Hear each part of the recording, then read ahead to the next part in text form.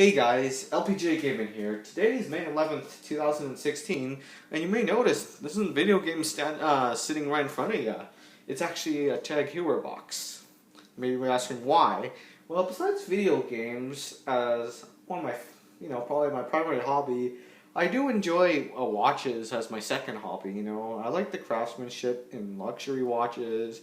I like all watches, whether it be the ones you find at Walmart, because some of the Walmart ones are pretty cool. What they try to do, make it look, like a Rolex or whatnot, but even though it's like a $10, $15, $20 watch.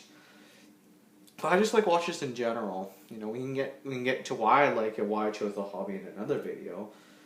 And also, yes, I know why get into a hobby that, will have no resale, no proper resale value besides, maybe Rolex and Omegas, Patek Philippe. But if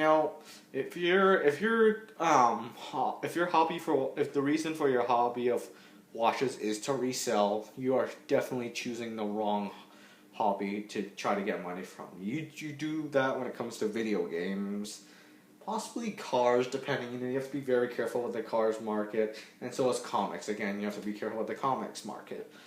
To have a hobby in watches, my reason why I did it, because besides liking them, is because you can always pass them on to generation. It's always cool, how the first one of the few first watches, they were just originally meant to keep time, turn into a material. I don't say materialistic. I don't know if that's making it sound bad, but change. The watch is considered a piece of jewelry, and an icon to some of you guys. And yeah, well, today we have a Tag Heuer. There's a lot of controversy about the caliber 1887, but we can talk about that later. And and you could even say the controversy of how they pronounce Heuer. People say Heuer, some say Heuer. I even had one person call it I don't know how he said it again. Heuer. And I was like, what? You got Heuer, Heuer, Heuer, and then I got my personal friend Heuer. I was like, what? Well, people just call it a whore. I don't know why. But a Tag Heuer, I think that's what they originally wanted to. That's the original pronunciation, but I could be wrong. This is my been in this hobby for a year, so I'm still pretty much a rookie at this, a noob. So basically, we have a Tag Heuer Formula 1, which is basically the entry series, but it's not really an entry series. It's pretty damn good looking. This with the Formula 1s. Limited Edition Indianapolis 500, or for short Indy 500. Reference number CAZ Charlie Alpha Zulu. If you can't understand what I said, CAZ. If you can't hear it well, Charlie Alpha Zulu 1114. I purchased this at Seba Jewelers in the Pacific Center, Vancouver, BC. That already gives away my location. I'm not going to say more. It was in Canada, it's $1,700. In the U.S., I know it's $1,550. With taxes, it would have been $1,904, but since I was being very friendly and they liked me, well, I'm pretty sure they do this for anyone else, but they gave me an 18% discount. I think now it's down to 14% in British Columbia. I don't know why. So it actually came up to about, I think, $1,561.28. That's not bad. 18%. Basically, it removed the tax, which is 12% HST in British Columbia, and then another 6% off. That's not entirely bad, I gotta say. Anyways, let's have a look at the limited edition Indianapolis 500. This is the new Indianapolis one, not the CAZ Charlie Alpha Zulu 1113. I think that's what it was, the 1113. It's either a CAU or CAZ. I'm not 100% sure, but I know there's this older Indianapolis 500. That's not the one. I think I'm the only one on YouTube to do a review on the new Indianapolis 500. And apparently there's even a newer Indianapolis 500, 100th anniversary. But I think that 100th anniversary already came, so I don't know why they're doing it. One that looks better, that I'd like, but hey, buying buying a $1.5 grand watches in a walk in the park. Anyways, you got your wonderful Tag Heuer box. Sorry, again, this is a caveman-like setup. You know, take it easy on me. This is my first time doing a watch review. Tag Heuer box, you know, standard. It's pretty cool. I like, you know, but also simple. Open it up. Of course, you get the in quotation luxury, you know, box. You know, I'll get to the watch later. See what's inside here. Of course, you got, that's it. There's nothing special. It's just, that's where they store your instructions and guarantee card. It is a quartz chronograph, I should have said. And you know, you got all your information, how to run, how to use it, and a 2-year international, limited international warranty. They call it a guarantee. So same thing, I think. This only applies to internal defects. You know, like, I don't know if the hand stops moving for some reason. Nothing if I drop it, smash it, car accident, they're not going to cover that. But Tag Heuers have a very low failure rate, I think.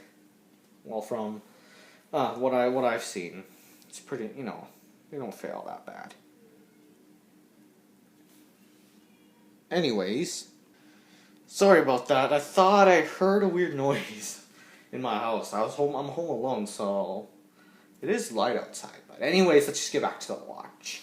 You got your nice Tag Heuer box. Sorry. Open it up. Got your Tag Heuer logo inside, alongside the wonderful watch. I gotta say, the limited edition Indianapolis 500 is absolutely beautiful.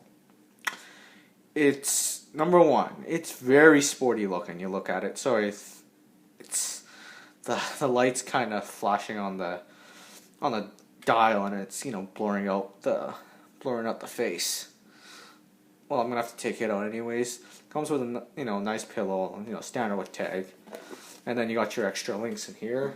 Basically, this is a very sporty watch.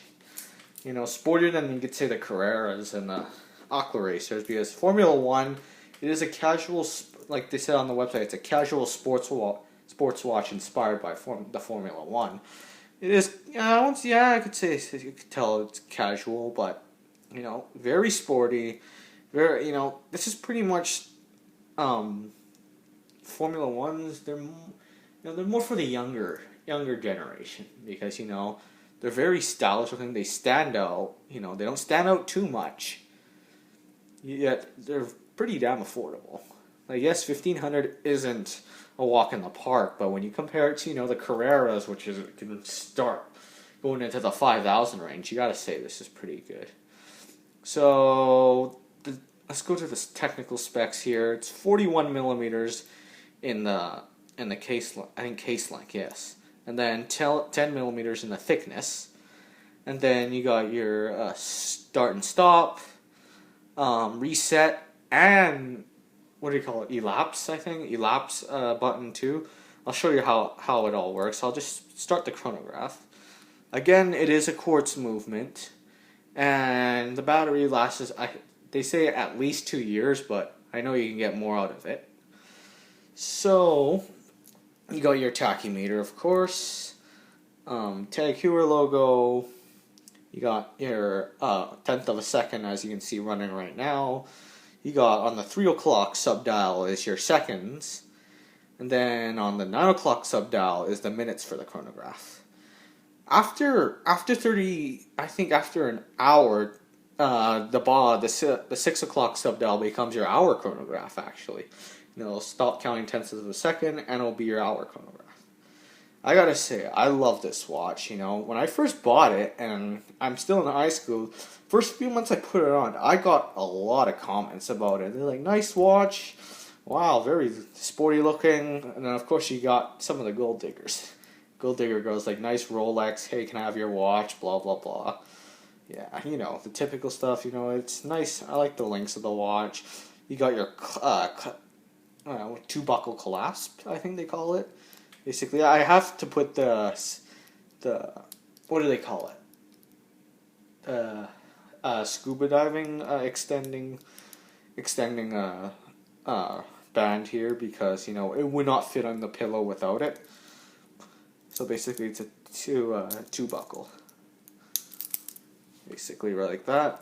And then on the back here, basically your reference number, limited edition. This is 611th out of 2000.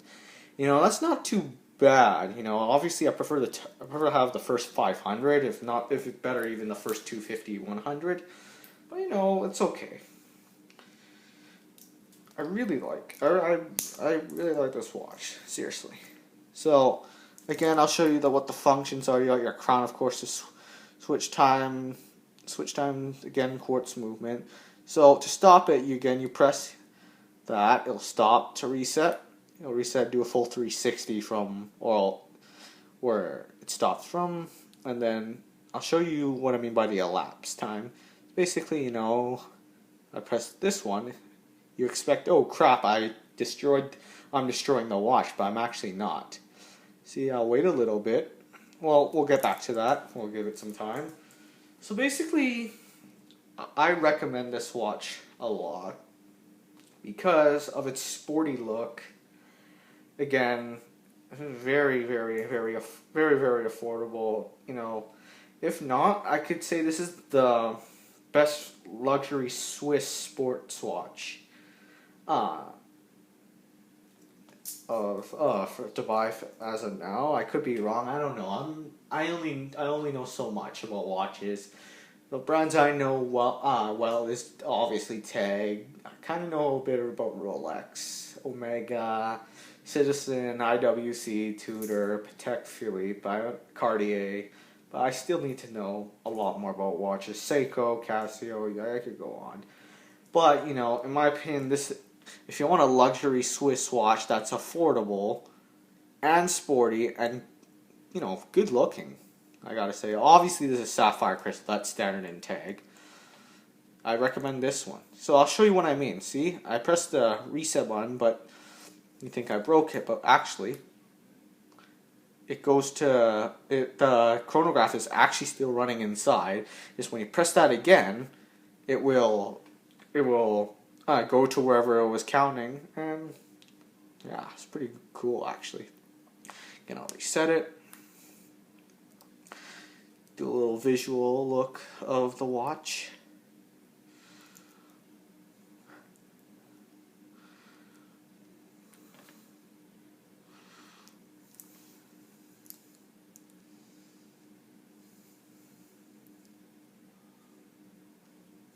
I'll put it on just to see how it looks on a wrist.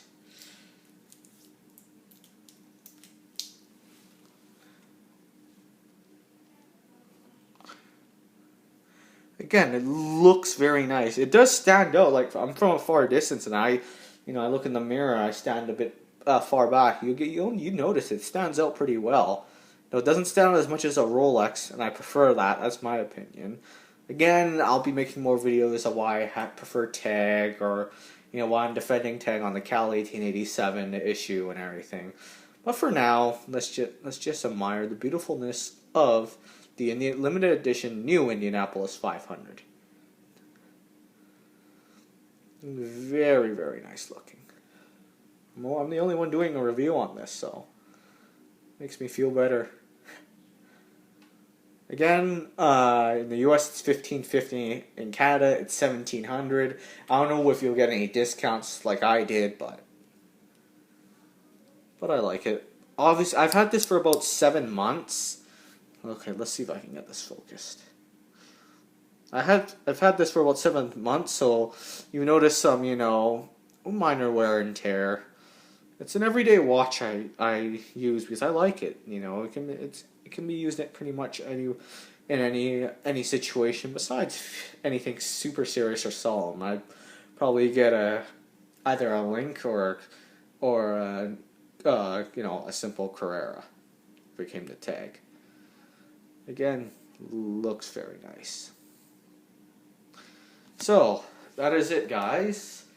How I'd review it, since it's my first video, I don't know. Like I said, I do recommend it, but I don't know how my scoring system would be. Right now, well, I'll make it up on the spot right now. I should have been more prepared, but you know, I wanted to review this Indianapolis 500 for a long time. Style, I give it a 5. Value, I give it a 5. Also, let's see what else I can give it. By the way, the dial is gray anthracite, which makes it reflect in the sun. Like the only con I have with this watch is, you know, when it reflects in the sun, it looks, you know, a little weird. Like you can't really like, it's hard to explain to you. I want to see if I can create the effect. Let's see if I can get my phone out and create the same effect. No, that ain't. Like you know, the sun, since it is a sundial, kinda. That's what gray anthracite said, I think, when I read it up. Again, I'm a noob at this, so please don't lose your shit. But you know, when the sun really hits it, it can look pretty weird. But I don't care. It's a good watch overall. I recommend it. And that is it for the Tag Heuer Limited Edition CAZ Charlie Alpha Zulu 1114 watch. LPJ Gaming signing out. Have a good one.